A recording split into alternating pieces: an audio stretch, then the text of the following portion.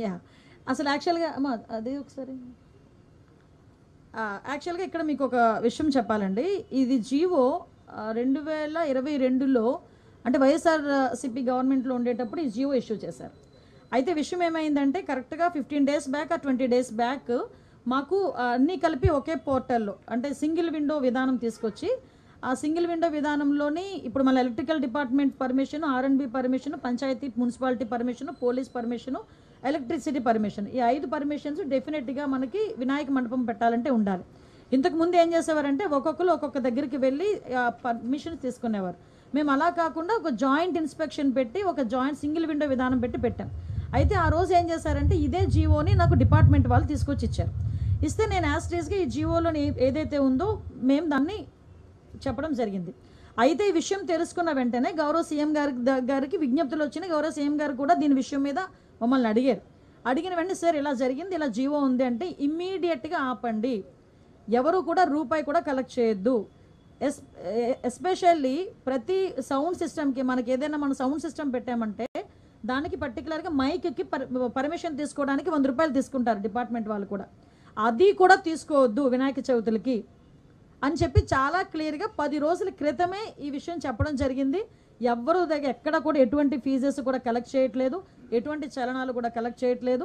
ఏదైతే వినాయక చవితి అదేవిధంగా దుర్గా నవరాత్రి ఉత్సవాలు మన రాష్ట్రంలోనే కాదు మన దేశంలో చాలా ప్రెస్టేజియస్గా చాలా భక్తి శ్రద్ధలతో చేసే భక్తులు ఎవరైతే ఉన్నారో వాళ్ళెవరూ కూడా ఇబ్బంది పడకూడదనే 10 రోజుల క్రితమే గౌరవ సీఎం గారు అందరికీ కూడా ఇన్స్ట్రక్షన్స్ ఇవ్వడం జరిగింది.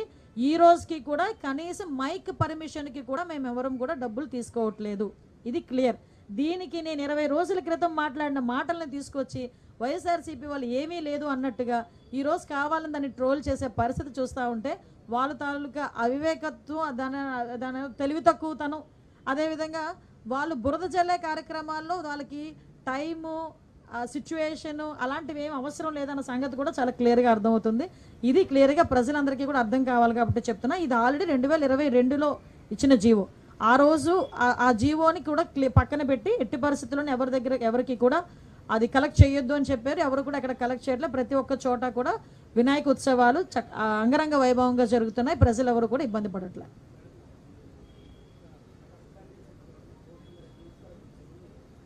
ఎంక్వైరీ జరుగుతుందండి, దాని మీద ఎంక్వైరీ జరుగుతుంది, చాలా డీటెయిల్గా ఎంక్వైరీ జరుగుతుంది. అంటే కొన్ని అనుమానాలు అయితే ఉన్నాయి, కొంతమంది ప్రజలకి అనుమానాలు ఉన్నాయి, ఇరిగేషన్ డిపార్ట్మెంట్కి అనుమానాలు ఉన్నాయి. ఆ అనుమానం నేపథ్యంలోనే వాళ్ళు కంప్లైంట్ కూడా ఇవ్వడం జరిగింది. దాన్ని చాలా వేగవంతంగా ఈరోజు తీసుకుంటున్నారండి, ఎంక్వైరీ చేస్తున్నారు.